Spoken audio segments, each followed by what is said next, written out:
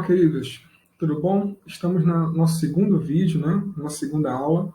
Vamos dar continuidade, né, ao conteúdo. Bom, então o tema da aula de hoje é tecnologia assistiva, avaliação e análise, ok? Muito bem.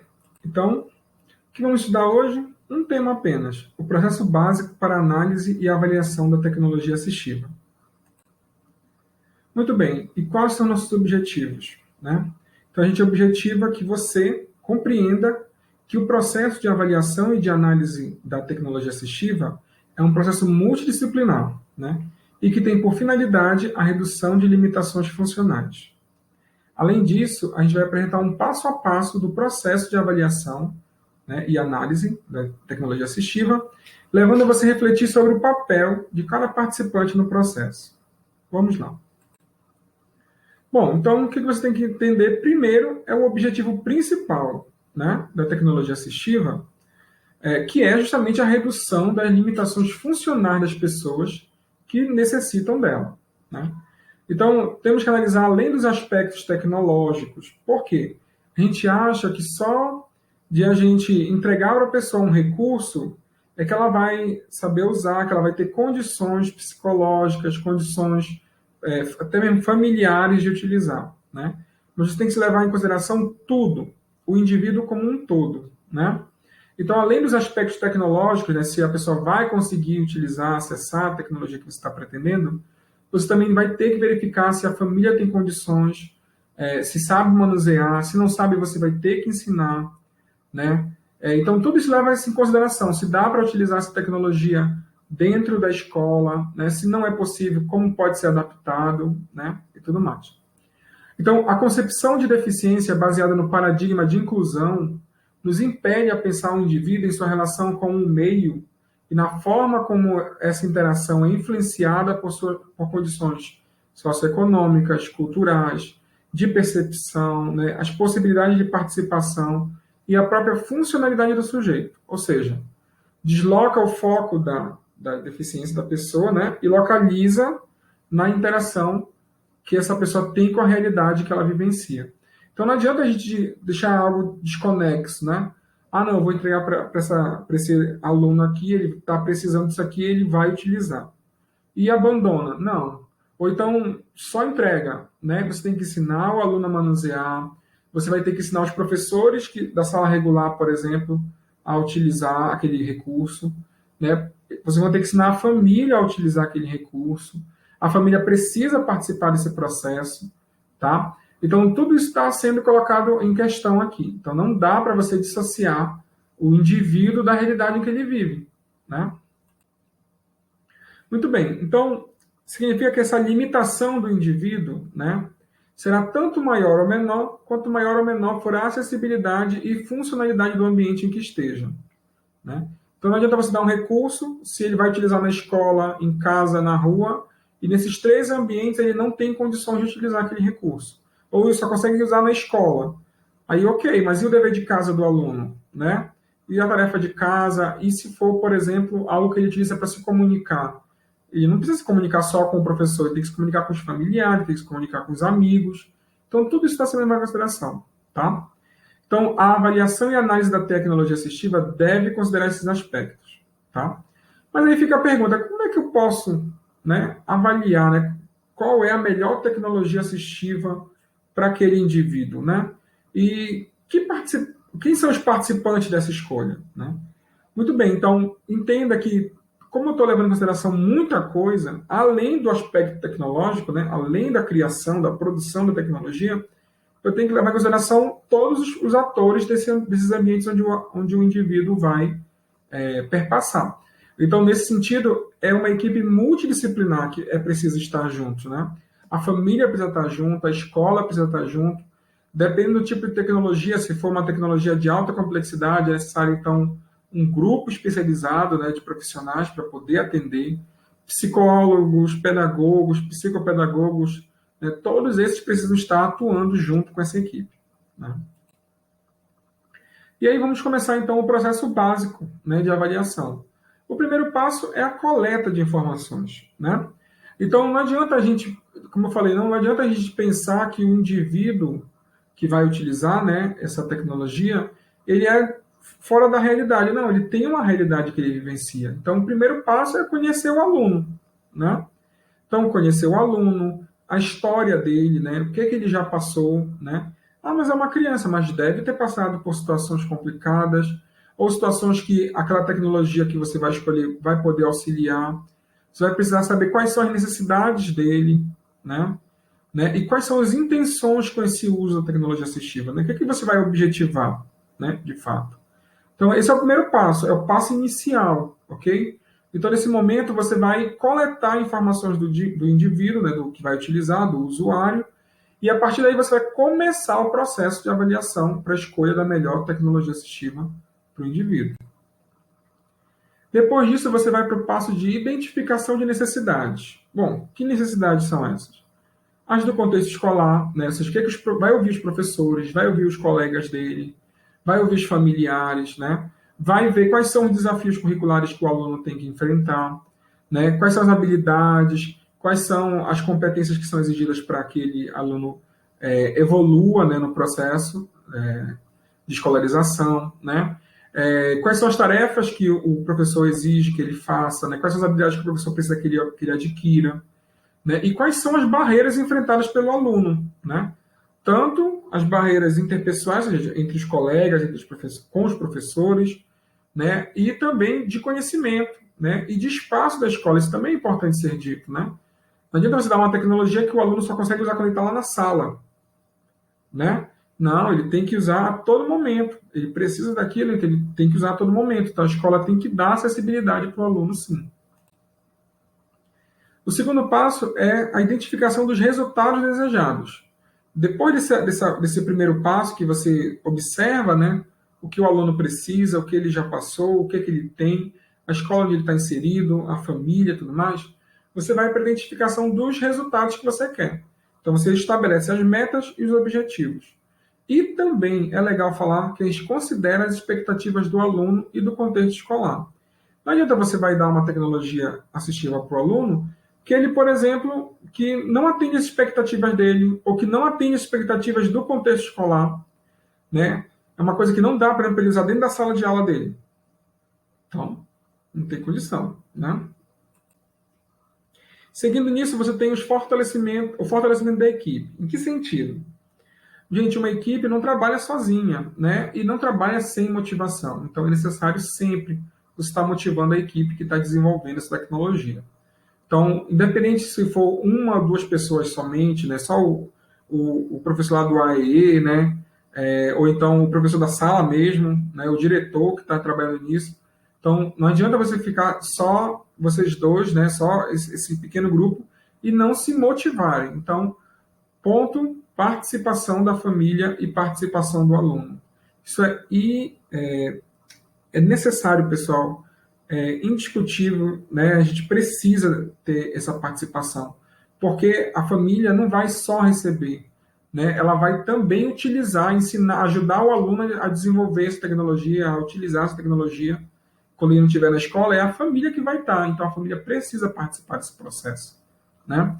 Outra coisa é gerenciar as tarefas, né? Porque o aluno ele não precisa dessa tecnologia para amanhã, para daqui a 2 meses. Ele precisa para ontem, né?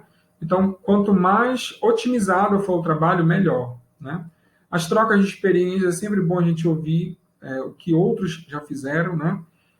Além de valorização e revisão do serviço implementado. Valorize-se, né? Valorize o trabalho que você está desenvolvendo. Após isso, você vai para a avaliação das habilidades, né? Primeiro, você tem que saber o que o aluno consegue fazer. Então, por exemplo, o aluno ele consegue escrever, mas ele não consegue firmar a caneta, né? O lápis na mão.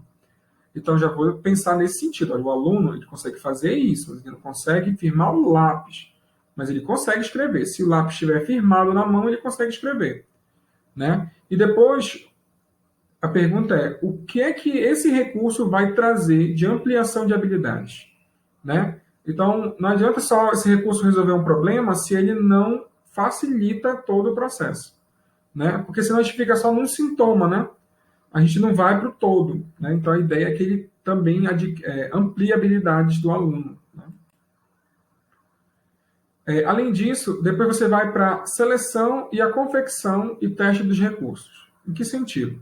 Depois que você já teve todo esse histórico, né, toda a participação necessária, e depois você vai para a análise das habilidades, você depois vai ter que identificar quais são os recursos que tem, né, disponíveis para você. É na sua sala de recursos multifuncionais que tem? Ah, não, eu preciso comprar uma? Então, é necessário que você procure, pesquise. Então, fazer o que a gente chama de curadoria, né, desses recursos que tem disponíveis. Se não tem disponível, mas você consegue confeccionar um, faça, né? E lembrando que todo esse recurso, tanto adquirido quanto confeccionado, ele precisa corresponder aos objetivos traçados anteriormente. Depois disso, você vai para o tempo de adaptação e experimentação, uma vez que o usuário não vai pegar esse recurso e saber usar de imediato, você vai ter que ensinar, né? Então, vai ter um tempo de adaptação, isso é importante, de experimentação, né? De verificar se realmente aquele recurso está sendo eficaz para o aluno ou não. Porque se não for eficaz, você tem que trocar, você tem que mudar, ok? Então, tem que ter esse retorno, né? Tem que verificar a eficácia do recurso que você está utilizando. Muito bem. Após isso, se você não for confeccionar, você vai para a compra do recurso, né? Porque às vezes a gente pega o recurso para fazer teste e depois a gente compra, né? Então, somente após a comprovação da eficácia desse recurso, aí sim você vai para a compra, né? E aí pode ser fornecido ao aluno na escola ou adquirido pela família, né? A família também pode comprar, né, o recurso. E depois disso, você vai para a implementação da tecnologia assistiva. Então, vamos lá. Primeiro passo que tem que ser dito: o recurso pertence ao usuário, ao aluno. Não pertence à escola, à empresa. Tá claro isso? Porque senão o aluno só se restringe à utilização desse recurso naqueles ambientes. Então, o recurso é do usuário. Tudo bem? Outra, não pode ficar restrito aos espaços de atendimento especializado, né? Então, não pode ficar só na sala de recursos multifuncionais, né? Só na sala do AE. Não, não pode. Tem que estar com o usuário sempre, né? E depois, uma coisa que é importante também ser dito, é conhecer essas fontes de financiamento, né? Porque se você não consegue, por exemplo, comprar a tecnologia assistiva, é bom que você depois vá tentar um financiamento, né? Verificar se dá para sair pelo SUS, se dá para sair pelo MEC ou por outro órgão também, né? Seguindo nisso, o último passo é o segmento e acompanhamento constante. Então, não adianta você dar a tecnologia, ensinar o aluno e jogar ele no vento, né? Não, você tem que acompanhar o desenvolvimento dessa tecnologia, né? E a partir daí fazer modificações caso necessário, ou então modificar, né, a tecnologia, ou então trazer outra que traga mais eficácia, né, no caso, e também outro desafio que o aluno possa também assumir. Uma vez que se você deu agora uma tecnologia assistiva para ele, um problema foi resolvido, né? Uma habilidade foi aumentada, né? Mas pode ser que outra dificuldade apareça devido àquela utilização. Então, você tem que estudar e verificar se é necessário utilizar um novo processo de avaliação para outra tecnologia assistiva, né? Então, a partir daí, gostaria de fazer uma ponte, né, entre a avaliação e a análise da tecnologia assistiva. E lembre que eu sempre estou citando o exemplo do aluno, mas essa avaliação, esse processo básico de avaliação, ele é geral, tudo bem? É para qualquer tecnologia assistiva, ok? Mas se você ver bem, né, quem é professor do AE vai saber disso com mais propriedade, mas isso é muito parecido com o plano de desenvolvimento educacional individualizado, né? Então, olha só o que é que tem, quais são as perguntas que tem que se responder nesse plano, né? As capacidades e interesses a serem desenvolvidos, né? Que conhecimentos o aluno já tem, né? Quais são as suas preferências, né? Quais são as suas expectativas, né? As necessidades e prioridades, né? Definir o que o aluno tem que aprender, né? O que aquele professor vai ter que ensinar para aquele aluno, né? Estabelecimento de metas e prazos para a realização e intervenção, né? Então, quanto tempo vai ser aplicado esse recurso, né, para o aluno? Ele vai ser confeccionado para agora? Não vai ser? Vai demorar? Né? Vai ser utilizado durante todo o ano letivo? Olha, precisa ser 24 horas, o aluno tem que estar utilizando isso em casa, na rua, na escola, né? Depois disso, a eleição dos recursos a serem utilizados, né? Então, o que será usado para intervenção, como vai ser usado, né? Quais são os recursos que você vai adquirir ou confeccionar, né? Quais profissionais serão envolvidos, né? Quais são as atribuições, né? Ou seja, a criação da equipe está aqui, né? Ah, é só o professor do AE que é necessário? Não, precisa do psicólogo, precisa aqui da escola, né? Precisa do psicopedagogo, para ter essa conversa com os professores da sala regular, precisa ter o psicólogo para estar fazendo essa ponte com a família, precisa do assistente social, né? Então, tem toda uma equipe aí. Olha, é um aplicativo, a gente não consegue dominar bem esse aplicativo, então é necessário que venha um profissional da área de informática, então, quais são as atribuições dele, né? Então, tem que ter tudo isso bem delineado. Né? E como será avaliado o processo, né? Então, desde a implementação até o acompanhamento, quem vai avaliar, como vai ser avaliado, o que a gente espera de resultado, né? E aí, se for tudo resolvido, então finaliza esse processo. Mas, se não for, redefine-se um novo processo e passa para os novos encaminhamentos. Né? E aí você pode estar se perguntando, né? Então, é só no AE que esse serviço deve ser oferecido? Olha, lembrando que AEE é a sigla para atendimento educacional especializado, né? Então, não apenas no AEE, mas é nesse atendimento, né? É no AEE, justamente, que vai ser apresentado ao aluno essas tecnologias, ok? Esses recursos. Mas deixo claro que é uma equipe multiprofissional, de modo interdisciplinar, que atende, né, esse aluno com essa tecnologia. Né? Além disso, o aluno vai utilizar esse recurso não só no AE, vai utilizar na sala regular, ele vai utilizar em casa, na rua, no shopping, na loja, onde ele precisar ir. Né? Então, é necessário que toda a família, que todos os professores, né, e, no modo mais geral, que a sociedade, né, entenda a tecnologia assistiva, né, e por isso que é a necessidade disso chegar a todo mundo. Né, justamente porque não é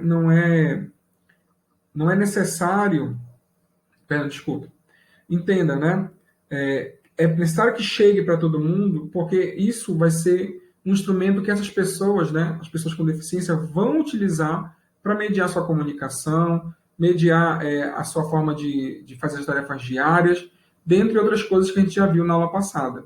Então, é por isso que a necessidade de entender que não é só no AEE. É lá que ele vai ser apresentado, que ele vai ser melhor